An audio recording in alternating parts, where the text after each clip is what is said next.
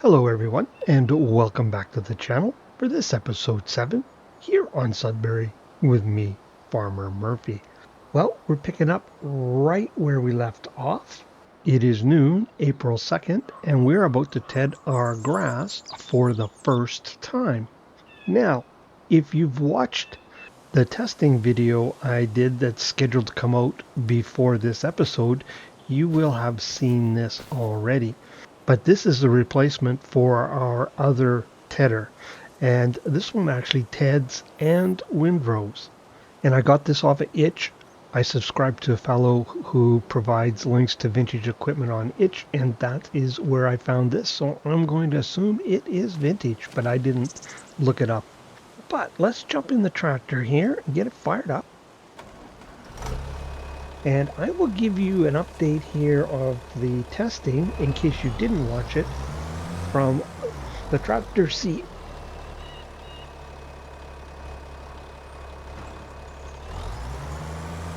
Now, the one question I had, I noticed that our grass was drying down at the same rate as the field, and seeing as we had an issue with that modded tedder, I was wondering if we had an issue with our mower. And no, we do not. That Heston mower, when compared to the Chrome base game version, behaved exactly the same. So that was one question answered. The other one was, did the grass always dry down at the same rate as the field? Yes, it does. And that doesn't matter if you mow it and put it in a windrow or you mow it and spread it. It dries at exactly the same rate. And I confirmed that not only here on Sudbury, but I ended up duplicating the testing on Riverbend as well, because I did run into a little anomaly and I wanted to try and figure out what the cause of it was. And the anomaly was that we had an area here when I did my test that didn't behave like the rest of the grass that I was using to test. And if you've seen the test, like I said, that'll make sense. But anyways, long story short, what I determined, there was some issue here on the map in that one particular spot where the grass didn't dry down at the same rate. It would dry down, but not at the same rate as the two windrows, one on either side of it. And I determined that it was a map issue. That's why I went on Riverbend and duplicated the test, and I didn't see any such thing on there. But I did find one kind of anomaly between the tedders, and that is for this tedder compared to the base game tedder, let's just say it's not quite as efficient, or its drying capability isn't quite as strong.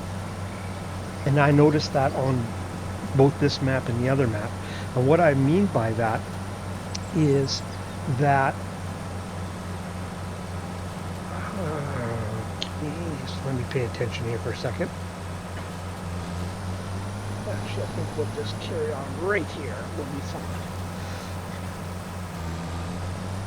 During the course of testing, I noticed that on grass that had been dried to hay, that you would have some small patches, let's say, that weren't dry. They were still wet grass. Now, when I say small, I mean small. Like on the base game tedder, I would say 98% of the windrow was hay. But you find little patches as you ran around the windrow that wasn't, still showed the grass texture. Well, that was a little bit more significant with this tedder. Let's say another 2-3% more. And that was on both maps. Now, it may do it on base game without the moisture system and you're tedding to hay, and because you're not looking for it, you don't see it. because it is that insignificant that if you weren't actually looking for it, you probably wouldn't see it. But it definitely is a thing. And for that reason, I have actually turned the drying effect up another percentage point just to kind of compensate for that. Because it also fixed the problem we're going to talk about here just when we get around to the next spot, shall we say. Because that's where the offending area was. And we'll jump out here and just discuss it really quick once I get there.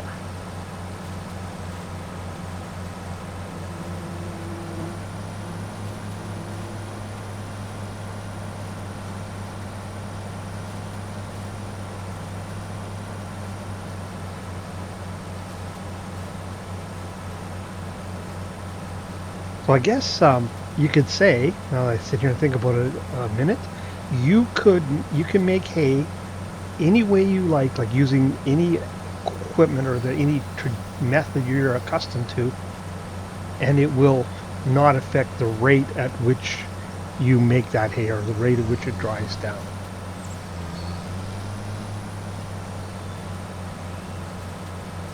Okay, let's just pick this up. Now, the issue I had, and I noticed it because I had told you in the last episode, I had actually gone and tedded this and then I went back in time, but it was right about here where I had one swath of grass on my test map. And what it was is when I went around and did the second tedding, I would say it was somewhere near 30%, something like that, that didn't dry. Now, at first I thought it was just the moisture system in action, okay, and that it was because of the elevation and that. And then I got thinking about it. When I looked across like this, so like this windrow here was perfect, this one was messed up, and then this one right about here was perfect. Well, across there, there's very little elevation change. But the really odd thing was, anywhere where the grass didn't dry, I didn't get a moisture reading on the grass. There was some kind of glitch. And that didn't matter if I tedded it with this tedder or I tedded it with the base game tedder. The exact same thing happened. Now, I seen no such anomaly on Riverbend. To be fair, I just was doing 3 swaths in one field. But what fixed it is if I turned the tedding effect up to 5%, then it would ted it. But I had no indication of how wet the grass was in that area because I couldn't get a reading. So I just put it's an area where grass was a little tougher and it didn't want to dry. Now, the interesting thing is, before I started this recording, I ran across all of these swaths in this area here and I got a moisture reading. So it'll be really interesting to see if that repeats, which I fully expect it will, because I had done several restarts during the course of the testing on the map and mowing and that sort of thing, and it always happened kind of in that spot.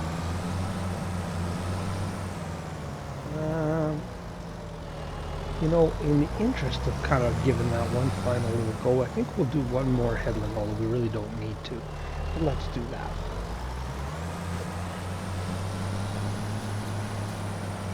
So, it's for that reason, and like I say, turning both windrowers, either one up to 5% the base game, and this one dried that area out.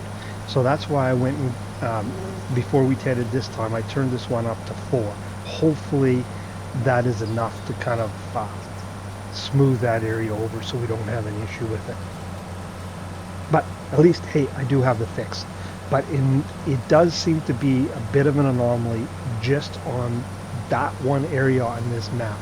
Now, I haven't done the other fields, so I don't know if we're going to see something like that over there. But hey, at least we got the fix for it. It's not going to prevent us from playing. This might mean we need to crank our tedder up, but hey, we can do that. We can live with that. All right, I think that brings you up to speed. I think I will finish this off with a time lapse, and I will see you when we are done. So I'll catch up with you in a minute.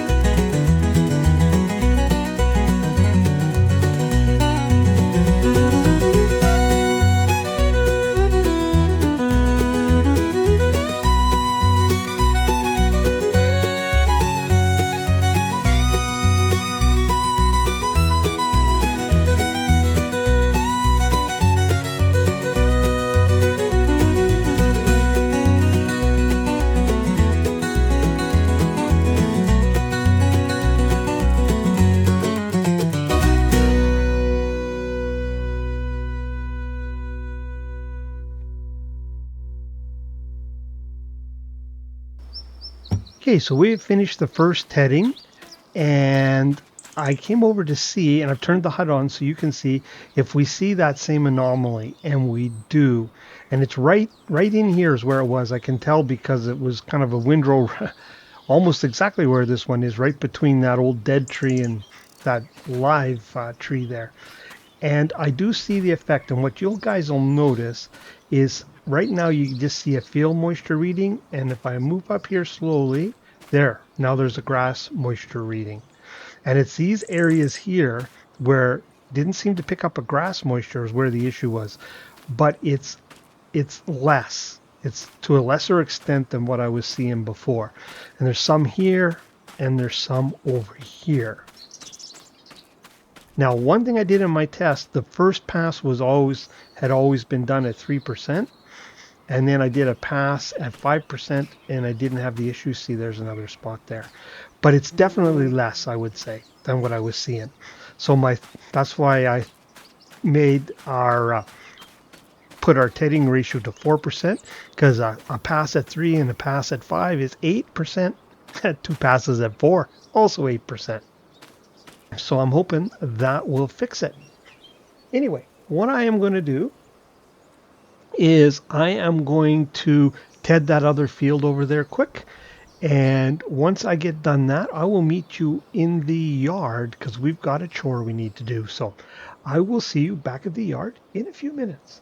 Well, I'm back here in the farmyard. I'm just loading up our wool, as you can see. I've been hanging on to it until peak price would come around, and it happens to be this month, which is very good timing, because I didn't talk about what we paid for that rake. That was because I wanted to do a little research, because we paid Uncle Don's friend. You know what? It's probably time we give him a name rather than just calling him that. So what shall we call him? Let's say Mark. So we paid Mark $19,000 for that rake, and I wanted to do a little investigation because that seemed awfully high, considering that we could have. Oops, bought a new tedder for less than that. So I Googled it, and that's what those things are worth. Man, they're worth a lot of money. So either they're maybe not as vintage as I thought, or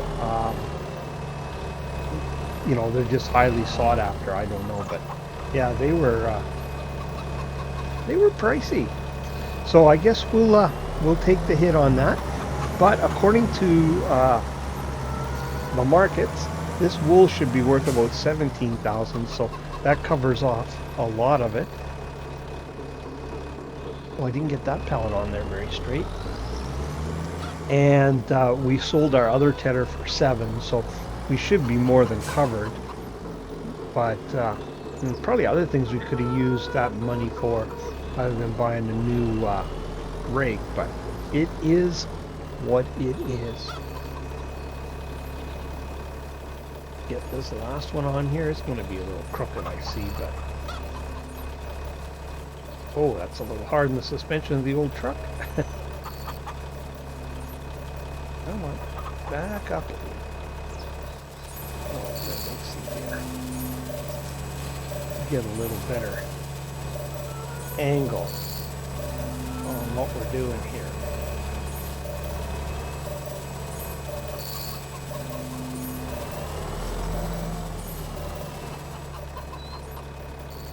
Oh, I think we need to give it a little push. Unfortunately, it's going to work. Close enough. It'll get to where we're going.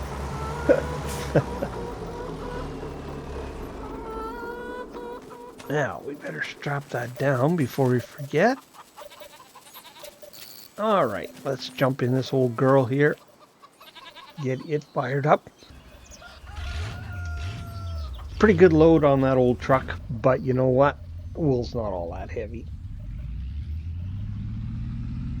Now, as it turns out, the best place to sell this is at the warehouse, which is just up the road again. So that is darn handy. I think we might have a bit of a lean on our load from the looks of it. Let's take from out of cab here. Oh, it almost looked like we had a flat tire there. Things have straightened up. I said it wasn't that heavy and our tire sunk into the pavement. Oh, you know what? I am going to turn the HUD on so we can see what we get for this. Well, yeah, you can see our bank account's down to 27 grand, but this should bolster it back up again, I would think.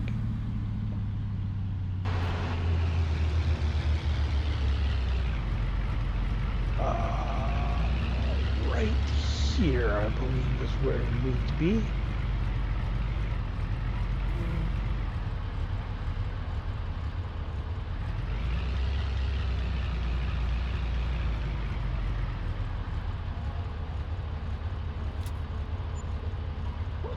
Pretty much right on the money. So we're back up to 45,000 again. Okay.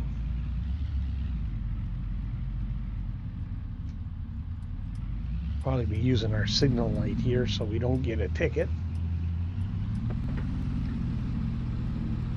Now we have another chore that I want to do on the farm before we go out and ted our grass again.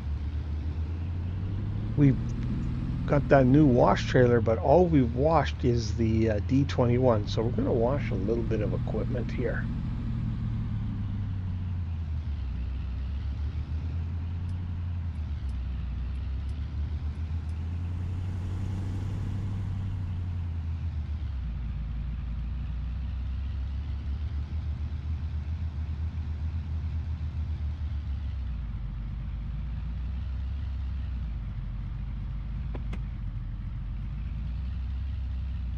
There we go. That will do. Now, let's jump out here and grab our wash trailer.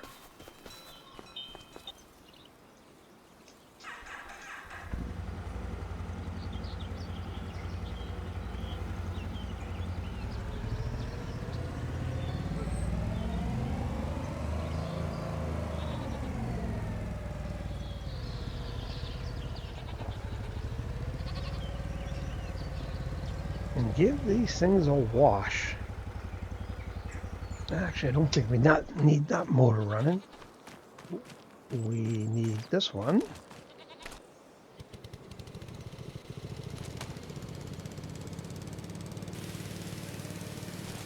Yes, this is some of our equipment is in quite a state. That is for sure.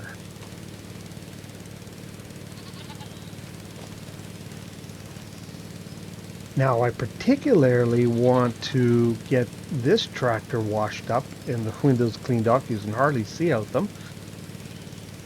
Because for the first time that you folks will have seen, Mary, my wife, is going to come out and join us in the field. While I do the final tedding, she is going to be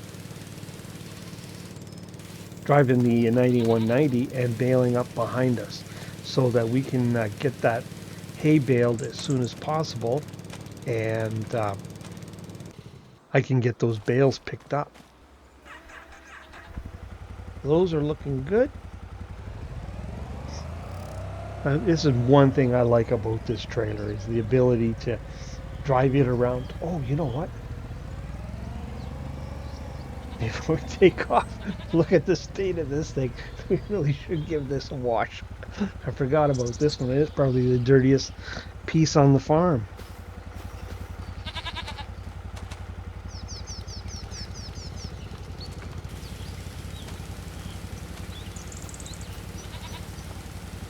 Couldn't even tell what color it was anymore.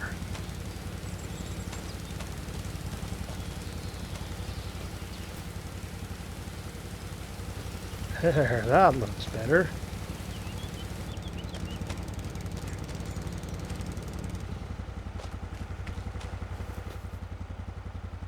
Okay.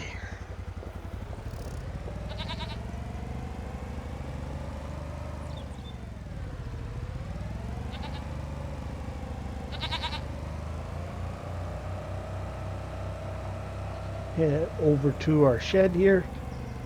Now, I suppose realistically we wouldn't be washing these in the shed, but that's what we're gonna do.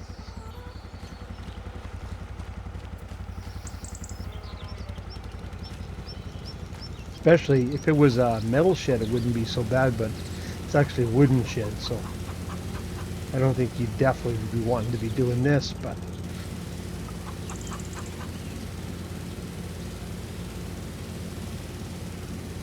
we'll just say we don't know any better and leave it at that.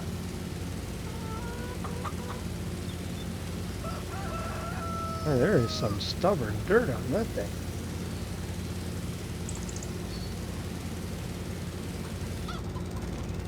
And last but not least, our hay barn here.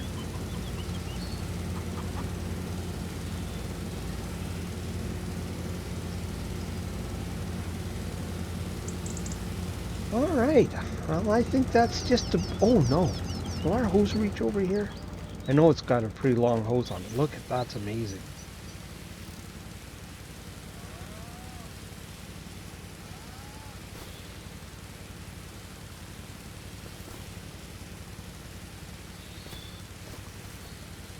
Some stubborn dirt on that one, too.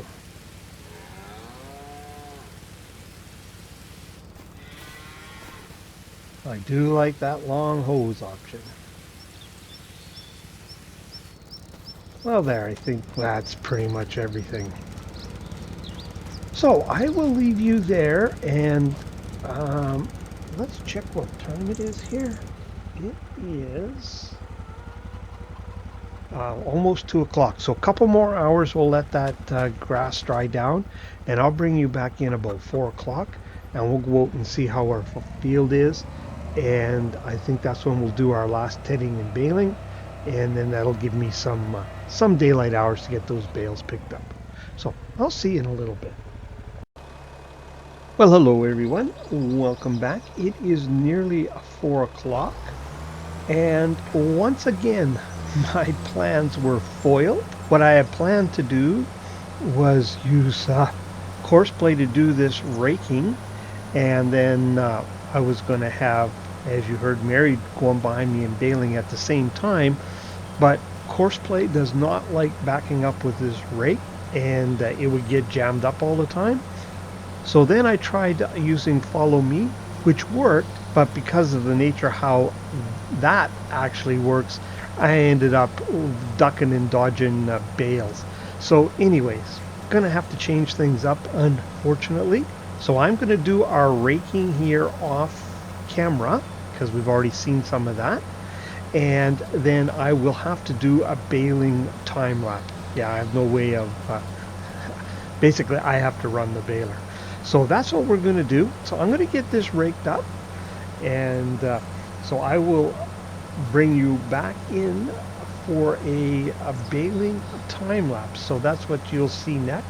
Now if I turn around here, as you can see, it should all be turning to hay very nicely here. And just for our story, I'm just going to pretend that Mary did that behind me. So once I get this raking done, I'm going to stop time for the baling, because I really had intended them to occur at the same time, but I've already advanced time on the map, so I'm kind of committed. That's what we're going to do. So next time you see me, we'll be baling with the 9190. See you then. All right, so I have this field tedded. We're ready to start baling.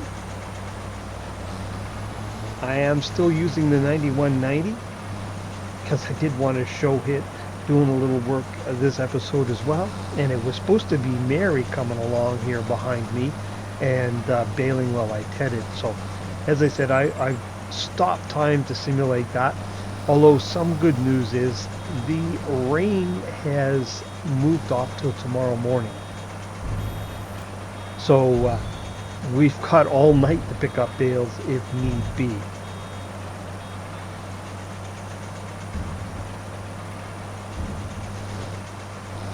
And it's just too bad. It was the dropping of the bales that killed Follow Me, because it just dropped them in the most inconvenient places. And of course, with Follow Me, I had to have the baler running and the pickup down all the time, which, you know, I couldn't lift on the headlands, say, and prevent it from dropping there. So as we went along, it just got more and more difficult to maneuver around the field. So that is why we are going to do this in a time lapse. So again, sorry about not having the cinematic this episode, but a couple time lapses we'll have to do. So sit back and enjoy the tunes.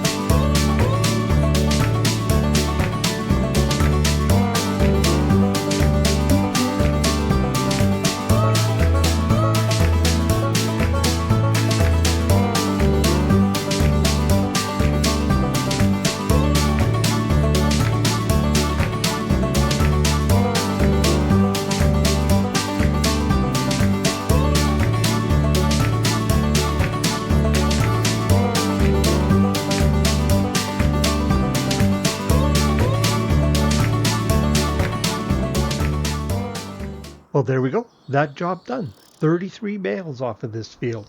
Now, I think we're going to have more hay than what we're going to need. So I'm going to get this other field completed. I haven't even tedded it yet, but I'll get it baled up and get these bales picked up and under cover. And the pressure's off a bit because the rain is now not scheduled to kind of midday tomorrow. So if I don't get these all picked up this evening, I have some time tomorrow. But I do want to get these under cover before the rain hits because I think we're going to have more hay than what we're going to need. So come dead of winter, we should get a good price for it, especially if it's not been rained on at all. I'm going to get all that done here off camera because we are out of time for this episode. Once I'm done with the haying here, I'll jump ahead a month or two. We'll just kind of see what there is to do on the farm and bring you back in at that time. So once again, an episode that didn't quite go as planned, but should be all right, I'm hoping. Anyways, if you're still with me, I really appreciate watching. If you haven't already, please consider hitting that like and subscribe button. And if you want to see when other content like this lands, hit that old notification bell. But for this episode here on Sudbury, it's Farmer Murphy signing off.